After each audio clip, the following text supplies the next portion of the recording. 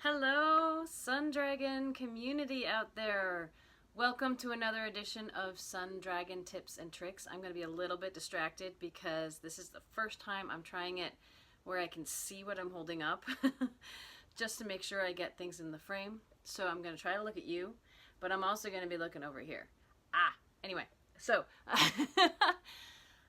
today, it's another Monday, so it's another time for tips and tricks. I am Rebecca. I am the owner of Sun Dragon Art and Fiber in downtown Brevard, North Carolina.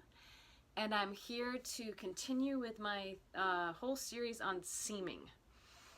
So we had already talked about putting a side to a side, and we had talked about putting a top to a top. If I can get that out of the way. See, this is why I need this. I held up one of my samples upside down the other week. Oh, it was fun. Today we're going to talk about what if I wanted to put a side to a top. Now this can happen often with sleeves when you're putting a piece that runs this way to a piece that's running up to it at a totally different direction. So we're going to tackle that today. Got my samples ready. I got my whiteboard ready. So let's get to it. Here we go. Seaming 101, part 3. Look, we've got all this stuff here. We'll see if we zoom it in a little bit more. A reminder that this is for knitting. I will try to have some videos about how to seam crocheting. There might be one next about how to seam a little bit of garter, which will be very similar to crocheting. But part 3, knitting, we're talking about a side to a top, and we are talking about when it is stockinette, which means all of the V's are on the top. It'll look like this with all the stitches. All the V's on one side, so this is the front, and it'll look, I call them turtleneck bumps, or they might look interlocked. I'm not gonna overcomplicate the issue. This is the back. Okay, as I mentioned in the introduction, this is really useful when you're sewing in sleeves. So if we take a look at the front of a sweater and the sleeve, the front might have V's that are running this way, up and down. Might do another row in there, you know. The V's are going this way. And on the sleeve, when it sets in, the V's are running down the edge of it as well. But where it hits the sweater, if you lay it out like this, if we were going to look at a sweater that is hanging, like if this is my sweater, all the V's will look like they're running down the surface of the sweater. But right here, where this comes in to meet, when we're piecing it together, you will have the top of the sleeve meeting the side of the front of the sweater. So how do we join those pieces? I'm going to come down to the bottom here because I was making this up this morning and I added this in afterward. It's the same theories as parts 1 and 2. We're going to go back and forth. And every time you come back to one side, you're going to go into the same hole you last left on that side. And as I was taking pictures of this on that side, I must have dry erased things off my dry erase board. So back and forth, and you want to go into the same hole that you left the last time you were on that side to make sure that there are no holes. So let's go back up to these guidelines up here. Another thing, apart from the going back and forth and into the same hole, 2 strands, both side to side and top hitting top. There was an idea that once you get going, you are going to go under 2 strands on each side. Now where the strands come from is going to be 2 different places, but it's still the idea of going under 2 strands of yarn to keep this going consistently, to not have holes and not have it take forever. 1 strand at a time will work, but it'll take twice as long. I have a couple of tricks that when you are having sides that don't evenly line up, like side to side and top to top, stitches can evenly line up. I recommend you continue to check as you go to make sure that they're still lining up to avoid gaps. Gaps or puckers. And to divide the distance so you don't find out at the very end that suddenly you have 2 stitches left over here and 2 inches over here on the other side. So divide the distance, make it into manageable chunks. So I'm going to say manageable chunks. Now what do I mean by that? I mean, if there is this whole distance for your sleeve, or let's do it this way.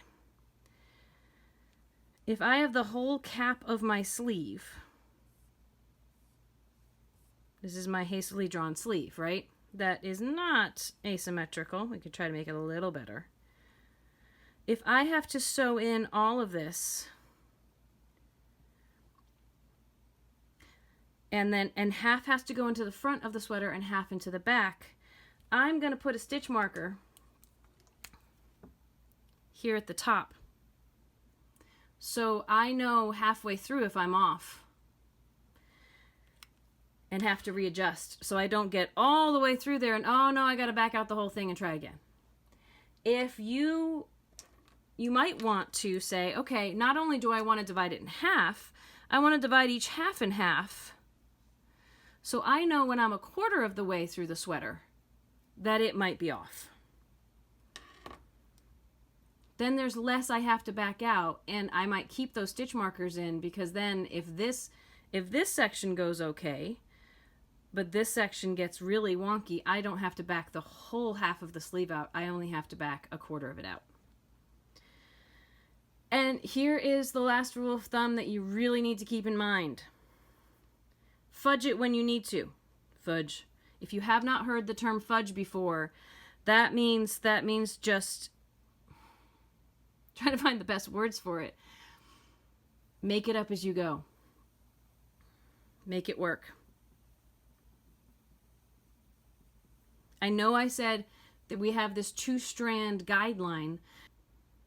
If you find that you only have 5 stitches left on the sleeve, but you have 10 stitches left on the shoulder, you can back it out and fudge it back there, or you can start from the point where you realize it, taking only 1 stitch from over on the sleeve and 2 stitches from the shoulder and 1 stitch and 2.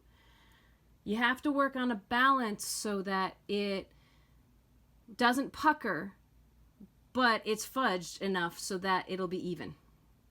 It's not an exact science, it's more of an art form. Make it work. Okay, so let's take a look at how this will be in my diagram here. So what are we looking at? Okay, it's just like the picture over here. This is the sleeve, and this is the front of the sweater.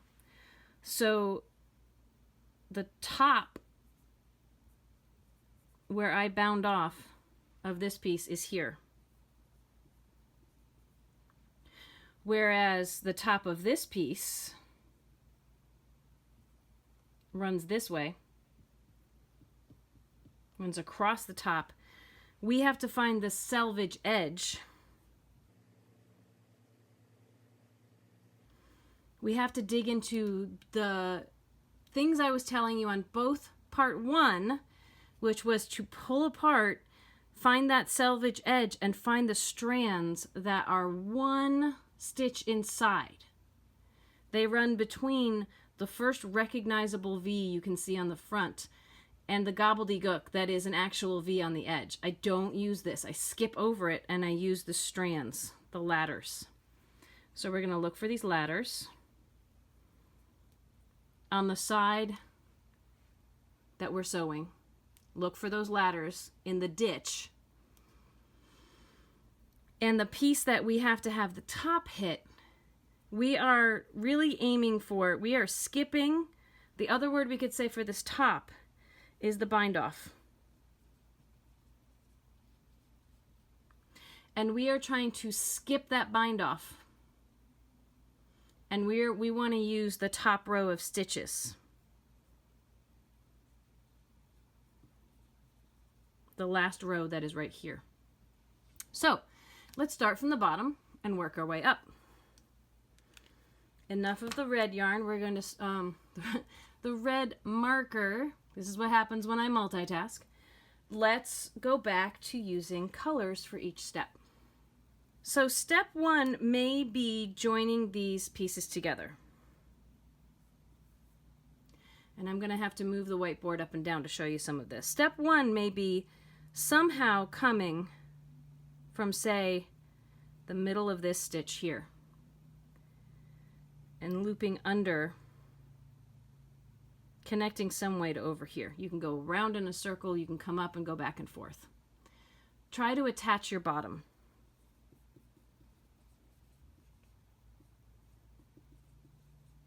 Attach the two pieces at the bottommost hole spot you can find.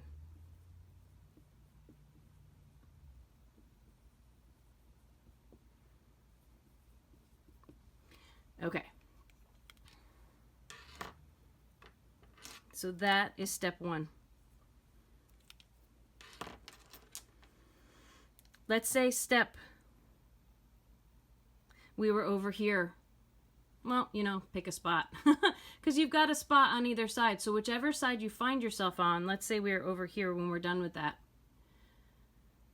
Step 2 is going to be go back to the same hole you just left, right here, and go up behind 2 strands of yarn to right here. So that's 2.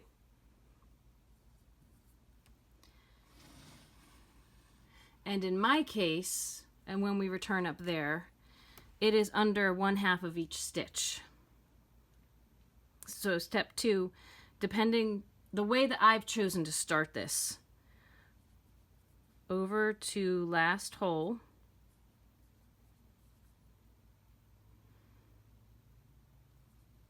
the last hole I came out of, but I'm just going to put last hole because I'm trying not to write a million things on here. Over to the last hole on left side, which in this case is my top, and under 2 strands. Now, depending on how you did this, that could be 1 leg of each stitch, or it could be under a whole stitch. Whatever you're more comfortable with, wherever things set up. That will be either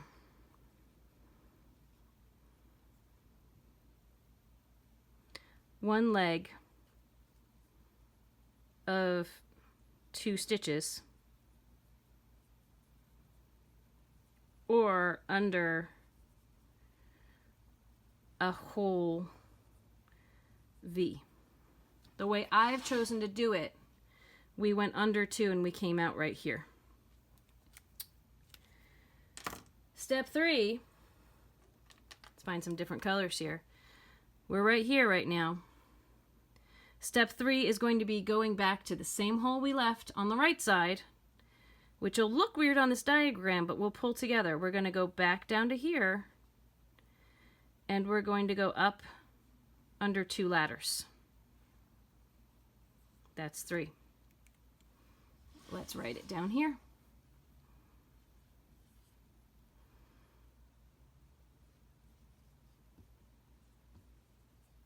Over to the last hole on the right side.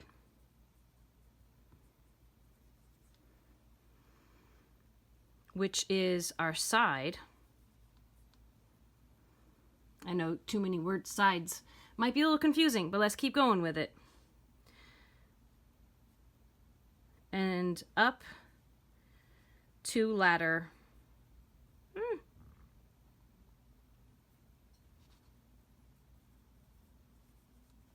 strands.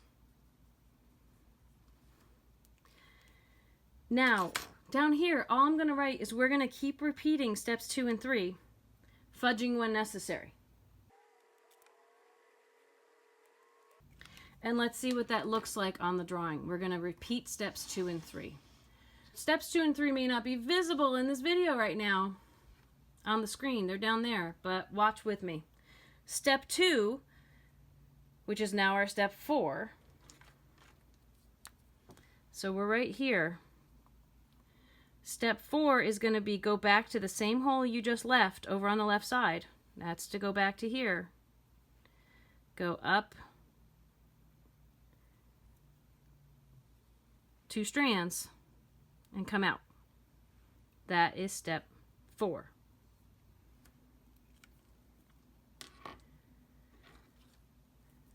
Step 5. Right there, we're going to go over to the right to the same hole we came out of. So we're going to go down here and we're going to go up behind 2 ladders. That is step 5.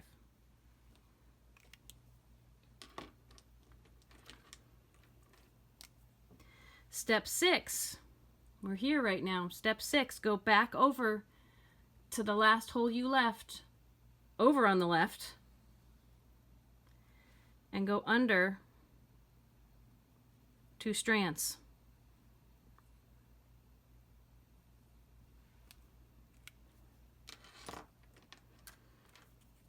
Step 7, you're right here. Go over to the last hole you left on the right, and you're going to go under 2 ladders. Step 8, we're right here. Over to the last hole you left, under 2 strands up to here.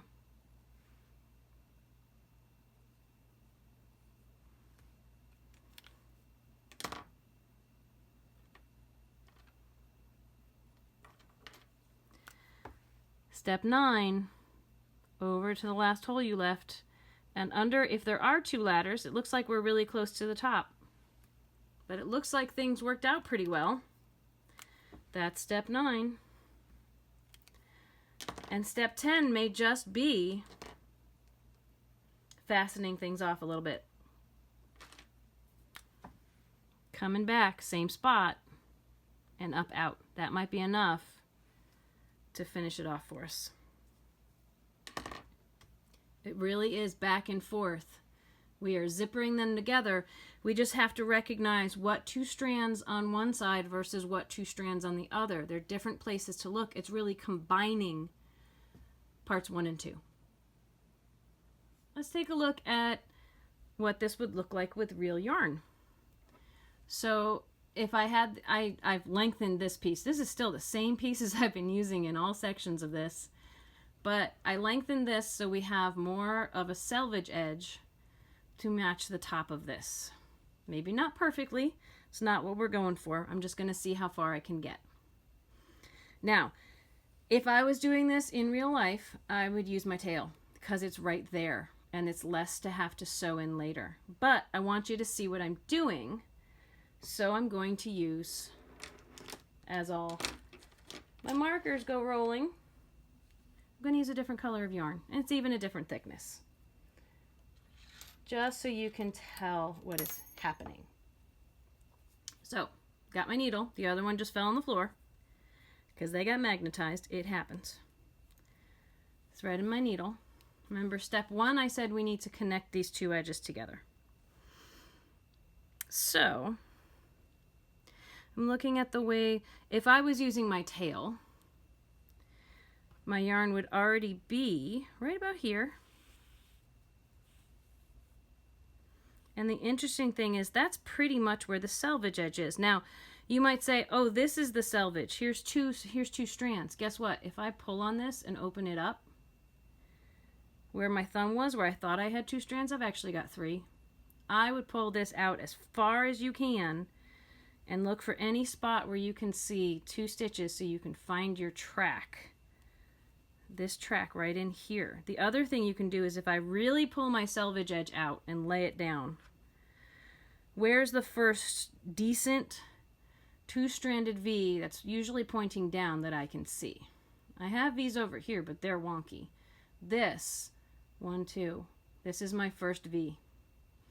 So I want to be using the channel that is just to the left of that. So in here, there are my strands. Okay. I haven't connected these together though. We could go over the top. I'm actually going to, I came out. I'm going to go over here and I'm going to find a strand where I can go. I have a couple of choices here. I can go between these V's, so I'm going to go under a whole V when I come back over here, or I can split the V's. I think I'm going to split them because that's more like what I did in my drawing. So I'm only going to go under one strand over here, and this might look weird. We can always hide it later if we need to with more scrap yarn. Now, same thing I was just telling you, except the way that I have done this, my step 2 in the drawing was to come over to this side and go up under 2 strands. But I'm starting from this side, from where I connected it together. So we're gonna just pick up with step 3. And that's because my tail is over here. If my tail had been on this side, I would have gone over here first and then we would have followed that. So hope I'm not confusing y'all too much. But it's the same 2 steps that are going to be repeated. Step 3 was to come back over to the right, go in the same hole I came out of last time. And if I need to, I can pull this apart. I've got 1, 2. I want to go under 1, 2 of these ladders straight up.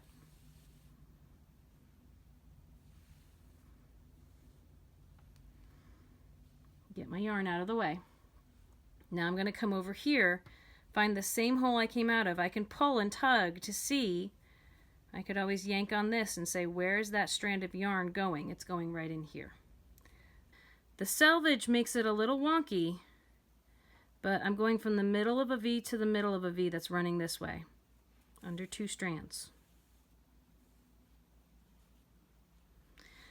Come back over to the side from the top that we have on the left to the side that we have on the right.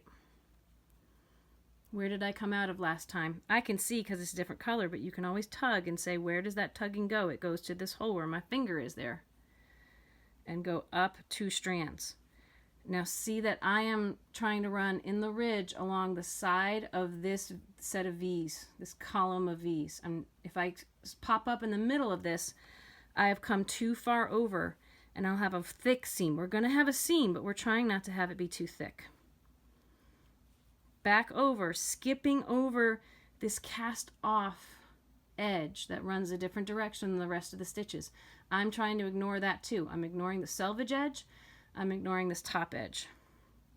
Where did I come out of last time? I can tug and say, where does that go? It's right there. In that hole and over 2 strands. Up 2 strands, the way we're holding it. Back over to the side from the top.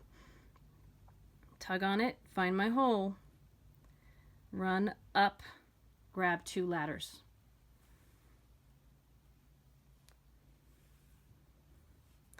Now I want to pull this snug, but not overly tight. That gives you a ridge. If I pull this snug and I'm using the same yarn, it should really look like these stitches just come up and hit here and stay. It may not quite look like that because I have a thinner yarn of another color because I want you to see what I'm doing. I think in a couple more stitches I'm going to move that. So again, come from here back to the last hole I left on this side, on the top, under 2 strands. I'm staying as close as I can to this cast off edge, but I'm not using the cast off edge. That's going to get sucked under. Okay, back over here to the last hole I left and up, if I need to feel for it and dig for it, up 2 strands.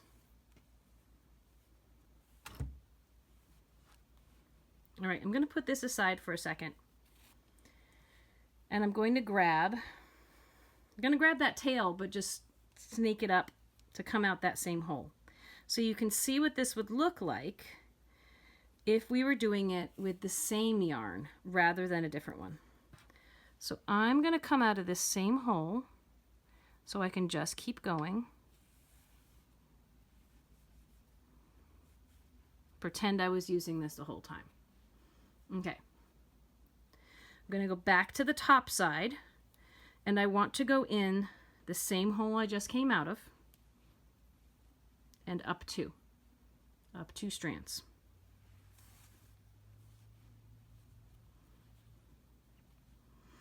Now, again, harder to see what I just did, but if I tug on it, I can still say, where does that go? Follow this strand over. Same hole I came out of on this side. I know my other yarn's in the way. One. Let's see if I can find my ladders. 1, 2.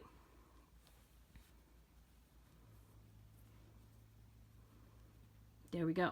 Over to the last hole left on this side, which is right there. Try not to split it if possible, up 2.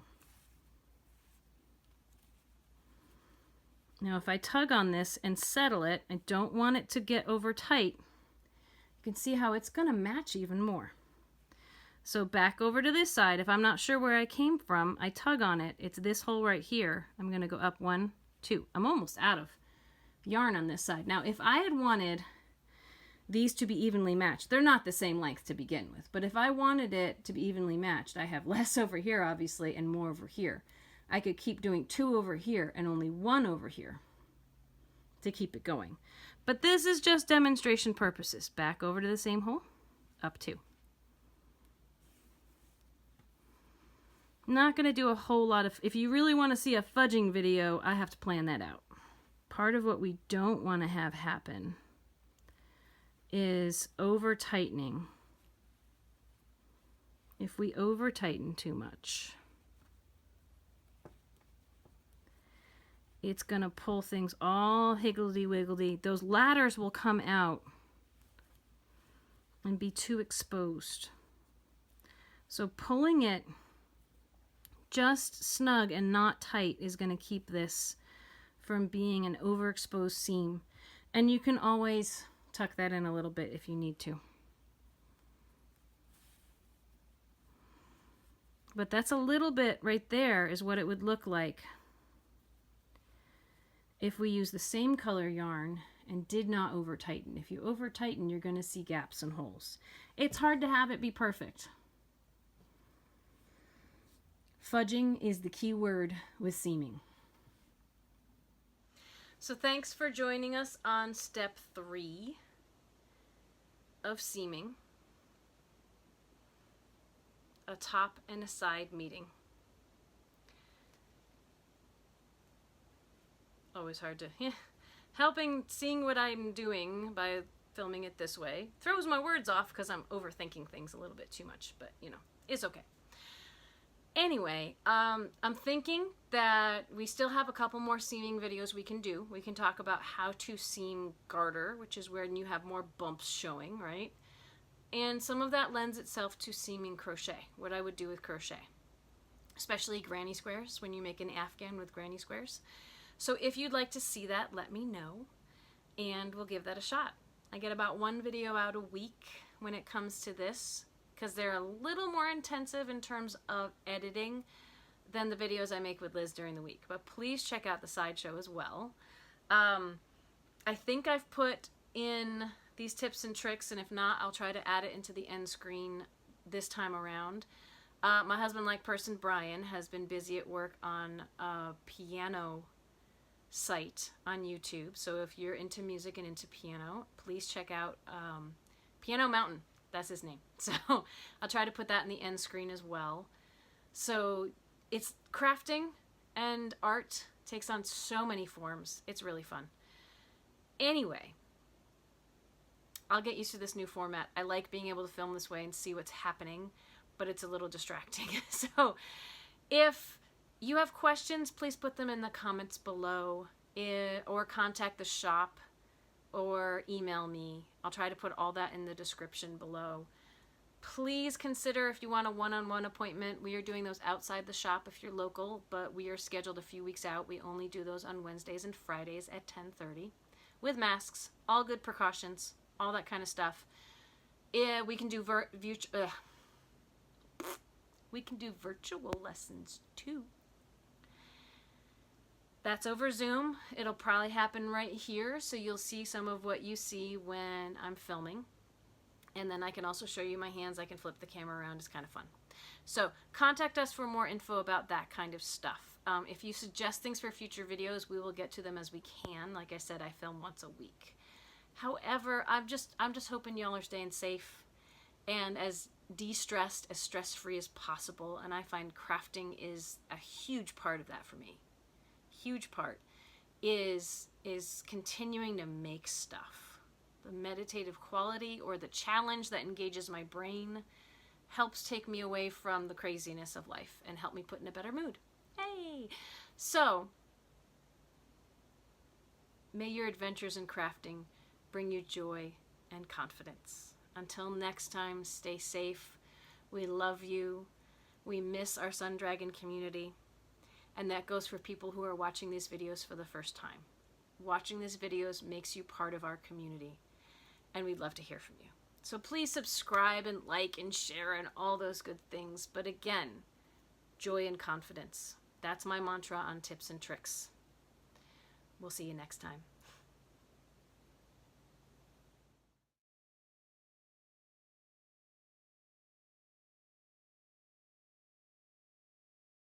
I am always amazed at the contorted positions he will get into to still fit on this little tower. Oh, that's a good yawn. Self-care is important, people. Have you rested today?